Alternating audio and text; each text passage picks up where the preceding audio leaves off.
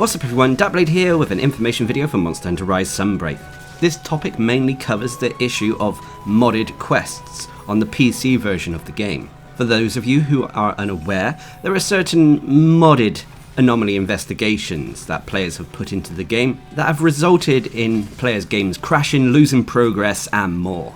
Of course this isn't an issue if you play solo, but Capcom have put out a little bit of information in regards to how to counter this and prevent your game from crashing and more. On their social media posts, they have put out various little guides regarding the detection of unauthorized mods. Of course, this doesn't cover other mods in the game, this is mainly in regards to investigation mods. Now, the way you would normally come across these mods are by playing multiplayer and them showing up in your investigation list. But like I said, this isn't an issue if you play solo. Now, as you can see here, they've put out a nice little chart for players that can list off all the conditions of official anomaly investigation quests.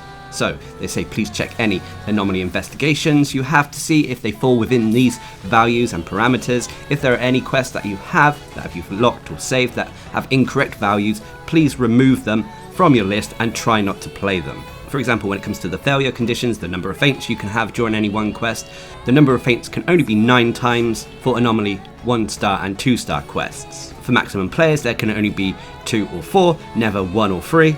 For the number of targets, there can only be 1, 2 or 3.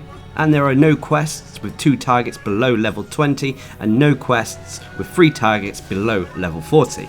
Also, when it comes to the time limits, it's either 25, 30, 35 or 50 minutes. 2 target quests are always more than the 25-minute time limit, and 3 target quests are always 50-minute quests.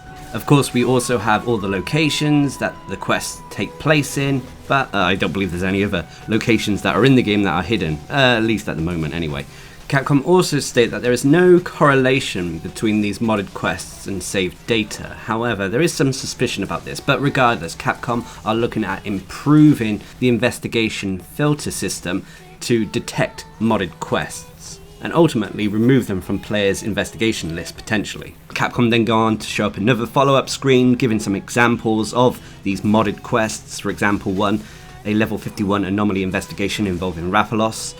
The amount of feints are 5, maximum participants are 4, there's 3 targets but the time limit is not 50, so this is a modded quest. Another example would be a level 95 anomaly investigation involving Diablos. There's 2 feints, 4 participants, 2 targets, and a 25-minute time limit.